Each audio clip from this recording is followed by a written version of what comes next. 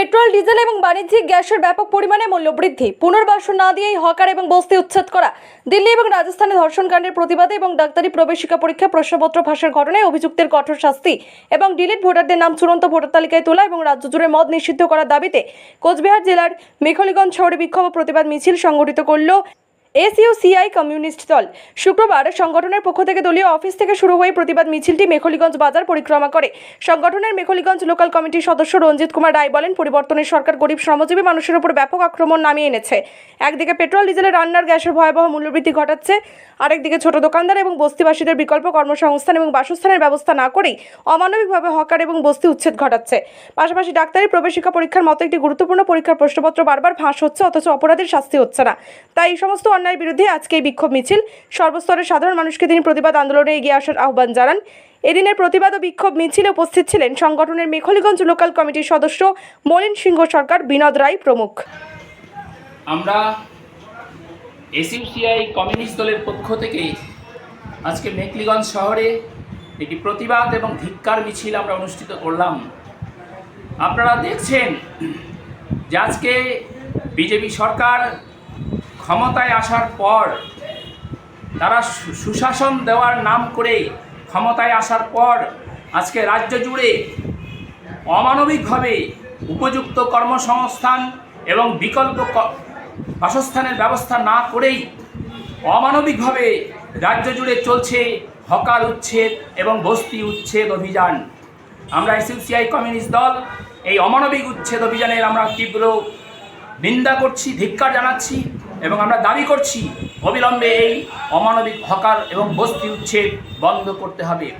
পাশাপাশি আপনারা লক্ষ্য করছেন যে এই গত এক মাসের মধ্যে পেট্রোল, ডিজেল, রান্নার গ্যাস, বাণিজ্যিক রান্নার গ্যাসের দাম সহ পাউরুটি, দুধের দাম ব্যাপক পরিমাণে বাড়িয়ে দিয়েছে আজকে এই ডাবল ইঞ্জিনের সরকার।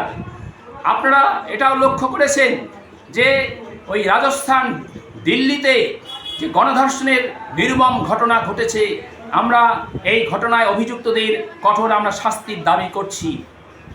আপনারা লক্ষ্য করেছেন গত 3 মে যে নিট ইউজি পরীক্ষা, মেডিকেল প্রবেশিকা পরীক্ষা, সেই পরীক্ষা হয়েছিল, কিন্তু তার প্রশ্নপত্র ফাঁস হওয়ার কারণে সেই পরীক্ষা বাতিল হয়ে যায়, যার ফলে প্রায় 22 লক্ষেরও বেশি ছেলে মেয়ে তাদের জীবন, তাদের ভবিষ্যৎ অন্ধকারের মুখে।